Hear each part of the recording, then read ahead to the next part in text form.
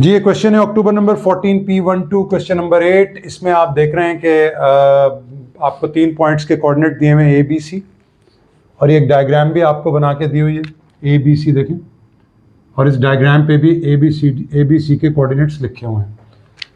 पहला पार्ट आपका ये है कि आप ए डी की इक्वेशन बनाइए। अच्छा, लाइन की इक्वेशन बनाने के लिए आपको ए डी का ग्रेडियंट चाहिए और ए डी पे एक पॉइंट चाहिए।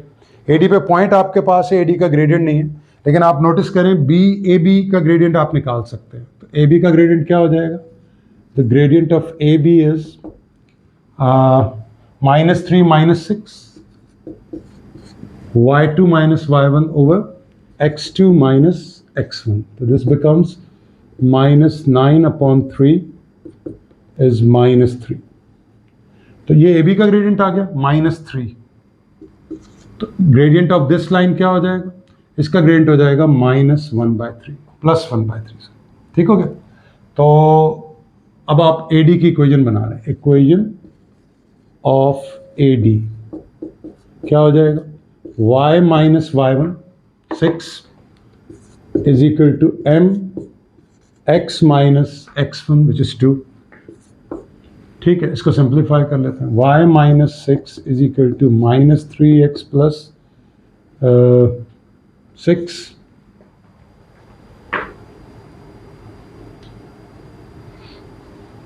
गलती कर रहे हैं, ग्रेडियंट 1/3 नहीं, ये देखिए ये मिस्टेक हो रही थी, ये ध्यान कीजिएगा। हम AD की इक्वेशन बना रहे हैं, तो AD का ग्रेडियंट 1/3, तो ये बन जाएगा 3y minus 18 is equal to x minus 2। So this becomes 3y is equal to x, ये 18 वहाँ जाके ऐड होगा, प्लस 16। ये तो आपका पहला पार्ट हो गया। यू आर रिक्वायर्ड, इसमें आपने पहला पार्ट जो है वो था find the equation of AD। आपने AD की इक्वेशन निकाल ली। अब वो पूछ रहा है find by calculation the coordinates of D। आपको D के कोऑर्डिनेट्स निकालने। अब देखें D कौन से पॉइंट के ऊपर, D is the intersection of CD line and AD line. AD की इक्वेशन आपके पास आ गई है। अब आप CD की इक्वेशन निकालिए, और CD की इक्वेशन में ये देखें इसका ग्रेडियंट -3 है, तो इसका ग्रेडियंट भी -3 होगा। तो आप इसकी CD की इक्वेशन बना लें। तो इक्वेशन ऑफ CD इज क्या हो जाएगा? y minus y1, y1 लीजिए 3 इज इक्वल टू m क्या है इसका? -3, और x माइनस x1 इज 8। इसको सिंप्लीफाई कर लीजिए, तो ये बन जाएगा y minus 3 is equal to -3x plus 24। तो the final equation is -3x plus 27, 3 add हो जाएगा। अब इन दोनों इक्वेशंस को साइमल्टेनियसली सॉल्व कर लीजिए। ये AD की इक्वेशन है और ये CD की इक्वेशन है। इन दोनों को साइमल्टेनियसली सॉल्व करेंगे, D आ जाएगा। Y की वैल्यू को इसमें पुट कर दें, सब्स्टिट्यूट कर दें। 3 -3x plus 27 is equal to x plus 16। Simplify कर लेते हैं। -9x plus 81 is equal to x plus 16। तो ये आ जाएगा -10x is equal to -81। 11 minus 6 is 5, 6। ठीक हो गया? तो यहाँ से x आ जाएगा आपके पास 65/10 -10, तो -6.5। इसको आप इस इक्वेशन में या इस इक्वेशन में पुट कर दें, तो आपके पास D का y कोऑर्डिनेट आ जाएगा, क्योंकि इन दोनों के इंटरसेक्शन पे D है। किसी भी इक्वेशन में पुट कर दें, ये सिंपल है, y इसमें सब्जेक्ट बना हुआ है ऑलरेडी। तो -3, 6.5 और क्या है +27, तो ये आ गया 27। यहाँ से y कितना आ जाएगा? 3 5 15। आप कैलकुलेटर से कर लीजिए। 3 6 मेरे पास अभी फौरी तौर पे कैलकुलेटर नहीं है, तो ये आ जाएगा 19.5 माइनस का +27। तो 27 में से अगर आप 19.5 माइनस कर दें, तो ये बन जाएगा 7.5। तो ये आपके पास D के कोऑर्डिनेट्स आ गए। X कोऑर्डिनेट था -65 था, यहाँ 6.5 ये। तो ये आ गया -6.5, 7.5। ये कोऑर्डिनेट्स आ गए D के। यहाँ तक आपके दो पार्ट हो गए। पहले उसने आपसे AD की इक्वेशन निकलवाई फर्स्ट पार्ट के अंदर, और फिर उसने D के कोऑर्डिनेट्स निकलवाए। तो हम पहली पार्ट तो हमारा ये हो गया, इसको नाम क्या दिया उन्होंने, AB या 1 2 1 2, ये है पार्ट 1। आपने AD की इक्वेशन निकाल ली और फिर ये AD। अब पार्ट 2 में आपसे वो D के कोऑर्डिनेट्स मांग रहा था, ये आपने D के कोऑर्डिनेट्स निकाल दिए। थर्ड पार्ट अगर आप इसका गौर से पढ़ें तो थर्ड पार्ट में वो आपसे कह रहा है कि the point E is such that, देखिए E इसमें है नहीं, the point E is such that ABCE is a parallelogram, find the length of BE। वो कह रहा है find the length of BE, this is what he is asking you to find. आइए देखते हैं इसमें क्या हम कर सकते हैं।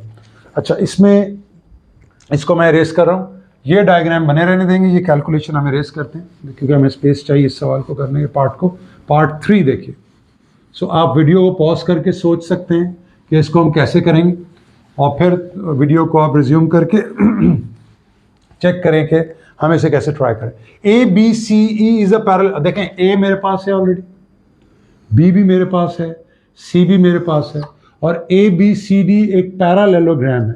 पैरेललोग्राम में ऑपोजिट साइड्स पैरेलल होती हैं, तो जो E होना चाहिए, अगर आप थोड़ा सा देखें तो E यहाँ पर होना चाहिए था, क्योंकि अगर E यहाँ पर होगा तो इसके पैरेलल हमें एक लाइन बनानी है, यानी इसके पैरेलल एक लाइन हो और इसके पैरेलल एक लाइन हो। ये देखो, बहुत अच्छा डायग्राम तो नहीं बना, लेकिन बहरहाल ये लाइंस पैरेलल है दोनों। देखिए ABCE पैरेललोग्राम है। अब अगर आप पैरेललोग्राम को यूं सोचते हैं ना, तो ठीक है, यूं भी सोच सकते हैं। ये देखें ABCE, इससे आपको ये अंदाजा होगा कि AB के पैरेलल EC है। अगर E यहां पर है, ये देखें, तो AB के पैरेलल EC। हम इस तरह डायग्राम यूं नहीं बना सकते कि AB और C की पोजीशंस मार्क्ड हैं, तो ABC की पोजीशंस मार्क्ड हैं, तो देखें AB के पैरेलल EC है, AB के पैरेलल EC है, और BC के पैरेलल AE है, BC के पैरेलल AE है, और ये लेंथ्स इक्वल भी होंगी और पैरेलल भी होंगी। ये पैरेललोग्राम की बेसिक डेफिनेशन है। ठीक हो गया। नाउ इसको हम इरेज कर देते हैं।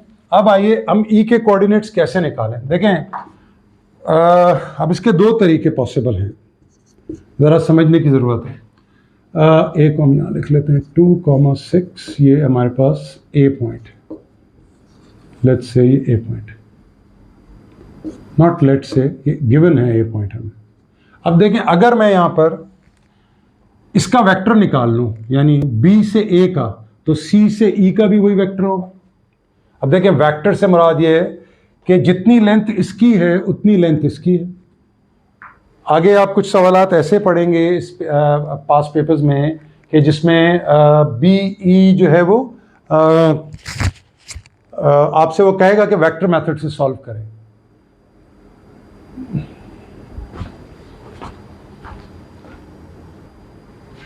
तो ये मैं बात कर रहा हूं कि ये दोनों, ये वाला वेक्टर और ये वाला वेक्टर इक्वल, मतलब अगर इनके निशान हम ऊपर कर दें तो ये वाला वेक्टर और ये वाला वेक्टर इक्वल हैं।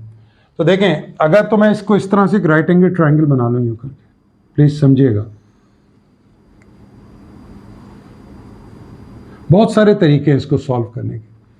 मैं ये डिस्टेंस निकाल लूँ, मतलब अगर मैं ये वेक्टर निकाल लूँ कि ये यहाँ से हॉरिजॉन्टल कितना गया है, वर्टिकल कितना ऊपर गया है, तो हम बड़ी आसानी के साथ, ये देखें ये एक हॉरिजॉन्टल लाइन है, हॉरिजॉन्टल लाइन पे y सेम होते हैं। ये हम कोऑर्डिनेट ज्योमेट्री के जो लेक्चर्स थे शुरू में उनमें मैंने एक्सप्लेन किया था। और वर्टिकल लाइन के ऊपर हॉरिजॉन्टल सेम होते हैं, x सेम होते हैं, और हॉरिजॉन्टल लाइन के ऊपर y कोऑर्डिनेट सेम होते हैं। तो इसका y कोऑर्डिनेट आ जाएगा -3, और चूंकि ये वर्टिकल लाइन है तो इसका y कोऑर्डिनेट x कोऑर्डिनेट आ जाएगा।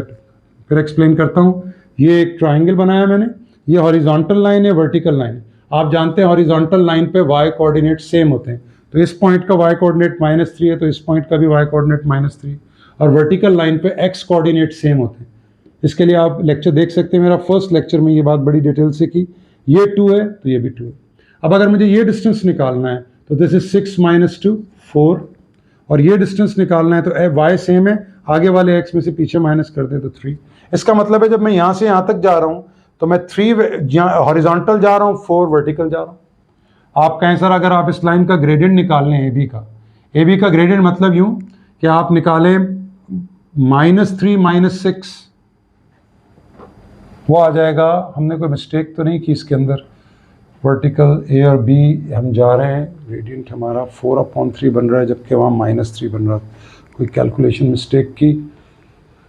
ये वर्टिकल लाइन बनाई हमने, हॉरिजॉन्टल लाइन पे -3 सेम होता है, तो आगे वाले एक्स में से ये 3 आ गया। अच्छा 3 आ गया जी, बिल्कुल ठीक है। हॉरिजॉन्टल जो है वो 3 है, वर्टिकल हम कोई गलती कर रहे हैं। हाँ, ऊपर वाले वाई में से नीचे वाला वाई देखिए, जब ये सेम है 2 2, तो ऊपर वाले वाई में से नीचे वाला वाई माइनस करें तो 6 - -3 इज +9। और ये आप अभी ग्रेडियंट में जब आप निकाल कर आए थे तो y2 - y1 ये बन रहा था, और x2 - x1 जो है वो -3 बन रहा था। या आप ये कह लें ये -9 बन रहा था और ये +3। खैर इससे कोई फ़र्क नहीं पड़ता, फ्रैक्शन में आप माइनस ऊपर लिखें या नीचे, इससे कोई फ़र्क नहीं पड़ता। तो यहाँ पर ये पॉइंट यानी आप -3 लेफ्ट जा रहे हैं और 9 ऊपर जा रहे हैं। तो यहाँ भी ऐसे ही है कि आप -3 यूँ जाएं और 9 ऊपर चले जाएं, तो आपके पास ये डायग्राम मैंने बहुत अच्छी बताया आपको कि नहीं बनी थी। तो ये देखें, ये -3 है और ये 9 है, तो मतलब आपका CE वेक्टर जो है वो भी यही होगा। तो एक तरीका तो ये है कि आप अगर C के कोऑर्डिनेट्स आपके पास हैं 8,3, अब देखें आपको, मैं इसको थोड़ा सा और प्रॉपर, खैर इससे कोई फ़र्क नहीं पड़ता। ये है आपके पास -3 और ये है 9। अब ये एक वर्टिकल लाइन है, वर्टिकल लाइन पे x सेम होते हैं, तो इसका x 3 होगा और y देखें ये 8 है, तो ये 8 से आप -3 पीछे चले जाएं, 8 से -3 पीछे चले जाएं तो ये 5 आ जाएगा आपके पास। ठीक हो गया? अब आप इधर आ जाएं, देखें ये वर्टिकल लाइन है, वर्टिकल लाइन पे क्या सेम होता है? x, ये तो x हो गया, और 3 से 9 आप ऊपर चले जाएं 12, ये आपके पास E के कोऑर्डिनेट्स आ गए। एक तो ये तरीका कार है। दूसरा तरीका ये बेटा कि आपको ओ लेवल्स में आपने पढ़ा था एक बड़ा बेसिक फॉर्मूला कि A B vector is O B minus O A. हम इसको प्रूव नहीं कर रहे अभी, एंड ये ओ बी पोजिशन वेक्टर्स कहलाते हैं। और पोजिशन वेक्टर्स जैसे अगर आप किसी वेक्टर को ओरिजिन से बनाएं, ये सपोज ए पॉइंट है, इसके कोऑर्डिनेट्स 2 3 हैं, तो इसका x डिस्टेंस 2 है, y डिस्टेंस 3 है। तो याद कीजिए हम इसको कॉलम वेक्टर फॉर्म में लिखते थे, जैसे ओ ए अगर हम लिखें तो ओ ए बनेगा 2 3, इसको हम कॉलम वेक्टर फॉर्म कहते हैं। क्या कहते हैं? Column vector form. ये एक वो फॉर्म होती है जिसमें आपका वेक्टर का डायरेक्शन भी डिफाइन हो जाता है और इसकी लेंथ भी। मतलब अगर आप इसका, अभी हम इस बहस में जा रहे हैं कि इसकी लेंथ कैसे निकलेगी, हम ओ ए वेक्टर यानी ओ ए के कोऑर्डिनेट्स को हम इस फॉर्म में लिखें तो ये पोजीशन वेक्टर ऑफ ए कहलाता है। और ए बी वेक्टर आपने निकालना हो तो it's always O B minus O A. अगर आप कहें कि इसको भी थोड़ा सा एक्सप्लेन कर दिया जाए तो मैं थोड़ा सा आपको समझाता हूँ। ओ लेवल्स में आप ये करते थे कि अगर आपके पास 2 पॉइंट्स हैं, लेट्स से ये ए है, इसका पोजीशन वेक्टर आपके पास है ए, और फिर एक आपके पास पॉइंट बी है, इसका पोजीशन वेक्टर है बी। ये ओ बी पोजीशन वेक्टर हो गया बी का, पॉइंट बी का, ये पॉइंट बी है, और ए पोजीशन वेक्टर हो गया पॉइंट ए का। अगर मैं ये एक से बी को मिला दूं यूं, तो देखें अगर हम इसको, आपको पता है वेक्टर्स को ऐड करते हैं according to head to tail rule. तो अगर मैं इसको हेड टू टेल रूल से ऐड करूं तो this vector plus this vector is equal to this vector, ये रिजल्टेंट हो गया। अगर आप ओ लेवल्स अपना याद करें तो इसको हम रिजल्टेंट वेक्टर कहते थे ओ लेवल्स के अंदर। तो ये हमारा वेक्टर क्या बन रहा है देखें, तो ये बन जाएगा O A plus A B, O A plus A B is equal to O B. ये हम ज़रा सवाल से थोड़ा सा बाहर हुए, तो यहाँ से ए बी आ जाएगा मेरे पास ओ बी माइनस ओ ए। यानी अगर मुझे ए बी वेक्टर निकालना हो तो मैं बी के पोजीशन वेक्टर में से ए का पोजीशन वेक्टर माइनस कर दूंगा। ये रिजल्ट यहाँ मैंने लिखा हुआ है, and that is true for any 2 vectors. यानी अगर पी क्यू लिखा हुआ हो, वेक्टर पी क्यू, और पी और क्यू हमारे सामने पॉइंट नहीं बने हुए, तो ये अंडरस्टूड होगा कि P Q is O Q minus O P. यानी बाद वाले के पोजीशन वेक्टर में से पहले वाला पोजीशन वेक्टर माइनस कर दें तो आपके पास वो वेक्टर आ जाएगा। ऐसे ही एम एन हो जाएगा O N minus O M. यह आपने यकीनन ओ लेवल वेक्टर्स में अच्छी तरह से पढ़ा होगा। ये बात मैंने इसलिए सारी की ताकि आपको जहन में रहे कि कॉलम वेक्टर किसे कहते हैं। किसी भी पॉइंट के कोऑर्डिनेट्स को अगर आप वर्टिकल फॉर्म में लिख दें 2 3 ऊपर x नीचे y, ये x है और ये y है, तो इसे हम कहते हैं कॉलम वेक्टर फॉर्म। और चूंकि ये O से स्टार्ट हो रहा है ओरिजिन से, तो इसको हम पोजीशन वेक्टर कहते हैं। तो कोई भी वेक्टर ए बी या कोई भी वेक्टर जिसको हमें निकालना, हम उसको बाद वाले पोजीशन वेक्टर में से पहले वाला पोजीशन वेक्टर माइनस कर दें तो हमारे पास वो वेक्टर आ जाता है। तो ये जो अभी हमने इतनी लंबे ट्राइंगल्स बना के ये डिस्टेंस निकाला, ये निकाला, फिर इसके कोऑर्डिनेट्स निकाले, फिर ये हमने निकाल लिया कि -3 9 है तो -3 9 है, फिर हमने इस पॉइंट्स की मदद से और इस डिस्टेंस की मदद से ये कोऑर्डिनेट निकाला, फिर इस और फाइनली हम यहाँ पहुंचे। ये काम बहुत हद तक रिड्यूस हो जाएगा अगर हम इस फॉर्मूले को यूज कर लें। Let's do it. देखें, अगर आप फॉर एग्जाम्पल आपको चाहिए पहले देखें, आप ए बी ये निकाल लें, ए बी वेक्टर आपने निकालना है बी ए वेक्टर, क्योंकि सी ई जो है वो देखें सी ई और बी ए इक्वल है। अगर आप ए बी लेते हैं तो फिर आप ई सी लीजिए, दोनों बातें एक ही है। अगर आप ए बी वेक्टर ले रहे हैं तो वो ए से बी की डायरेक्शन में, और आप ई सी वेक्टर ले रहे हैं तो ई सी सी की डायरेक्शन में। लेकिन अगर आप बी ए ले लें और आप सी ई ले लें तो बात एक ही है। जैसे हमने ए बी को लिखा ओ बी माइनस ओ ए, तो बी ए को हम लिखेंगे ओ ए माइनस ओ बी। आपको अभी मैंने बताया कि बाद वाले पोजीशन यानी हमारा रिजल्टेंट वेक्टर बी ए है, तो हम लेंगे O A minus O B. A B होता तो ओ बी माइनस ओ। तो अब आप ले लें पहले B A vector. B A vector किसके बराबर हो जाएगा? O B O A minus O B. O ए क्या है? 2 6। ओ बी क्या है? 5 - 3। आपको याद होगा x वाले x से माइनस हो जाते हैं, -3 6 - -3 इज 9। ये आपके पास आ गया B A vector. I hope clear है। अब देखें b से a तक जो वेक्टर है वही c से e तक वेक्टर है। इसका मतलब है हम लिख सकते हैं कि B A vector is equal to C E vector, और C E vector position vectors की फॉर्म में क्या होगा? O E minus O C. याद रहे हमें c के e के कोऑर्डिनेट्स निकालने और e के कोऑर्डिनेट्स ओ ई होंगे, तो सी ए की जगह हम बी ए लिख देंगे -3 9। ओ ई मुझे चाहिए, ओ सी क्या है? c के कोऑर्डिनेट्स। c के कोऑर्डिनेट्स क्या थे? 8 3। या जगह मैंने लाइन लगाई थी तो मिटा दिए। c के कोऑर्डिनेट्स हैं 8 3। तो यहाँ पे आप 8 और 3 लिख दीजिए। ये 8 3 वहाँ जाके ऐड हो जाएंगे, तो -3 9 प्लस 8 3। याद रहे ये माइनस वहाँ जाके प्लस होगा, प्लस होता तो वो माइनस होता, अंदर वाले के साइन चेंज नहीं होते। ये बात मैं इसलिए रिपीट कर रहा हूँ कि इन केस अगर आप ओ लेवल मैथ्स का वेक्टर्स को थोड़ा सा भूल गए तो आपको याद आ जाए। तो -3 + 8 इज 5, 9 + 3 इज 12।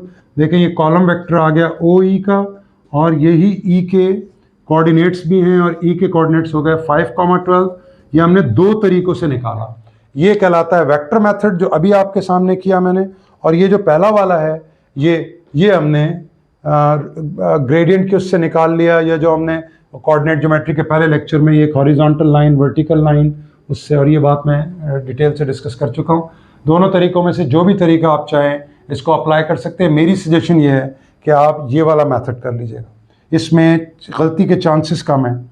इसमें ज़रा ये है कि आपको सोचना पड़ेगा कि कोऑर्डिनेट्स का ध्यान रखना है कि यहाँ y सेम है, x इससे 5 में से 2 माइनस करें 3, तो दिस इज़, और चूँकि हम ये नेगेटिव x की डायरेक्शन में जा रहे थे इसलिए -3 लिखा, और ये ऊपर जा रहे हैं पॉजिटिव y की डायरेक्शन में तो +9 लिखा। तो यहाँ साइंस का भी ख्याल करना होगा, यहाँ खुद ब खुद साइंस आ जाएंगे सारे। और अगले किसी क्वेश्चन के अंदर इस कॉन्सेप्ट को अप्लाई कीजिएगा। हम नेक्स्ट क्वेश्चन की तरफ चलते हैं।